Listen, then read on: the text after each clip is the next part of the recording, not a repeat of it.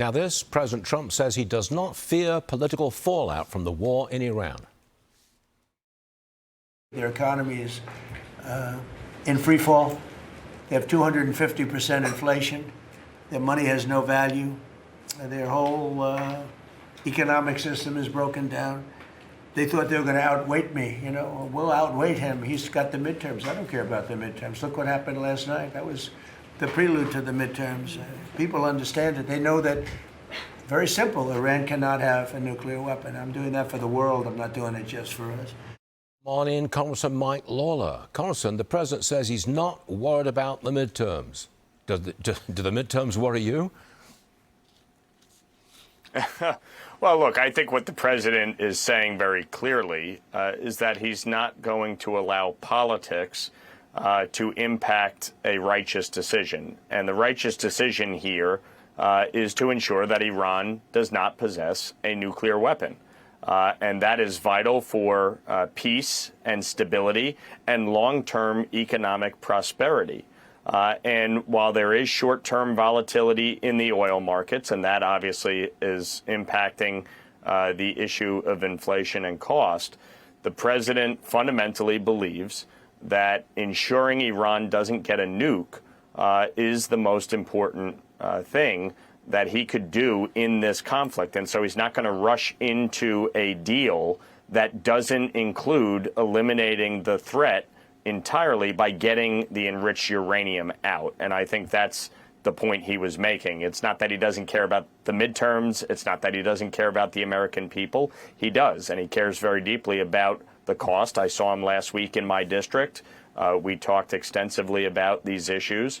But I understand from his perspective, he's not going to be forced into a bad deal because of politics, and even though the Iranians think they have leverage here. So what do you think about this? New York City's Mayor Mamdani, he's not going to attend the city's annual Israel Day parade this weekend.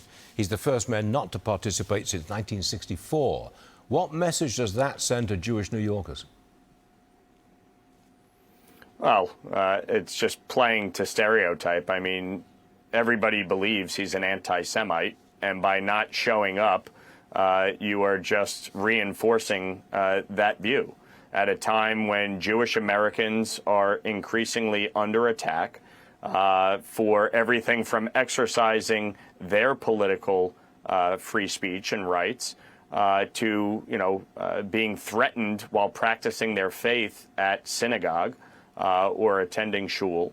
And he's the mayor of New York City, the city with the largest Jewish population anywhere outside Israel, and yet he believes fundamentally that he doesn't have to represent the entirety of his constituents. And so I think it's shameful. I think it's wrong. I will be there and march, and I look forward to standing alongside Jewish Americans all across New York.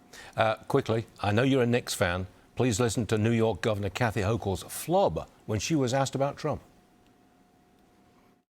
Governor, what do you make of President Trump wanting to come to the NBA Finals if the Knicks are basically playing? What do you think of him saying he's a lifelong Knicks fan? I asked him to name the starting lineup from 1993 championship team and see how he does.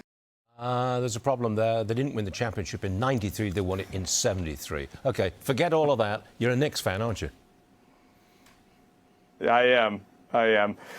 Kathy Hochul is just a moron. I mean, to try and make it political about who supports the Knicks. I mean, it's pretty clear President Trump's been a Knicks fan. He's gone to, dozens of Knicks games over the years.